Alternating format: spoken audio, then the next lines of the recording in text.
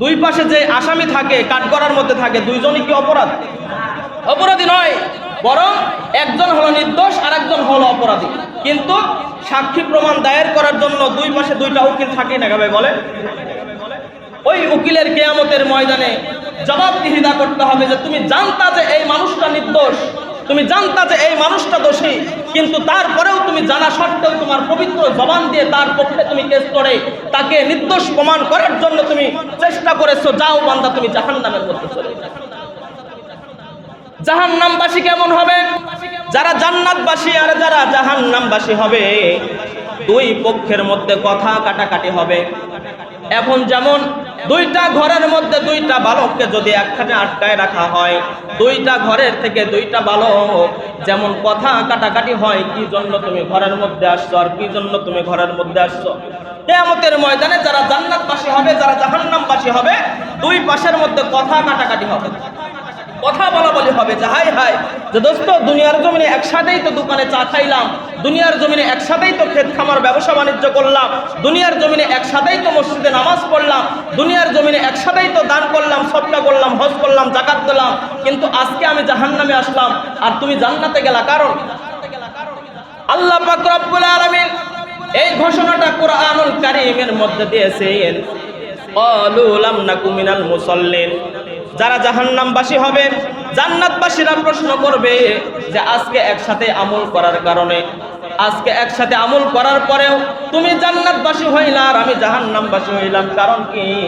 ওই ব্যক্তিরা বলবে ক্বালু লাম নাকু মিনাল মুসাল্লিন। আল্লাহ পাক রব্বুল আলামিন বলবেন, তুমি বলে দাও দুনিয়ার জমিনে যখন মুয়াজ্জিন সাহেব আযান দিত, লাম নাকু মিনাল মুসাল্লিন, আমরা মসজিদের মধ্যে আসা বাদ দিয়ে দুনিয়াবি কাজ কর্মের মধ্যে ব্যস্ত হয়ে যাইতাম। এই কারণেই কিয়ামতের ময়দানে তুমি জান্নাতবাসী হয়েছো আর আমি জাহান্নামবাসী হয়েছি। ফি জান্নাতি ইয়াতাসাআলুন ক্বালু লাম নাকু মিনাল মুসাল্লিন ওয়া লাম নাকু নুতঈমুল মিসকিন। আর দুই নাম্বার কারণ হলো আমরা গরিব দুঃখীদেরকে খাবার দিতাম না। গরিব দুঃখী যখন আমার কাছে হাত পাতত আমি তাকে খেদায় দিতাম। এই দুই তিনটা কারণের জন্য আজকে আমি জাহান্নামবাসী হয়েছি আর তুমি জান্নাতবাসী হয়েছো।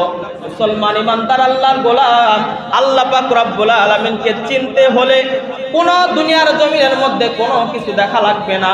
বলে নিজের শরীরের মধ্যে আল্লাহ পাক রব্বুল আলামিন যেই নিয়ামতটা দিয়েছে, এই নিয়ামত সম্পর্কে যদি তুমি 10টা মিনিট গবেষণা করো, এই নিয়ামতের উপরে গবেষণার কারণে আল্লাহ পাক রব্বুল আলামিনের পরিচয় তুমি পেয়ে যাবে। কথা বলেন ঠিক কিনা?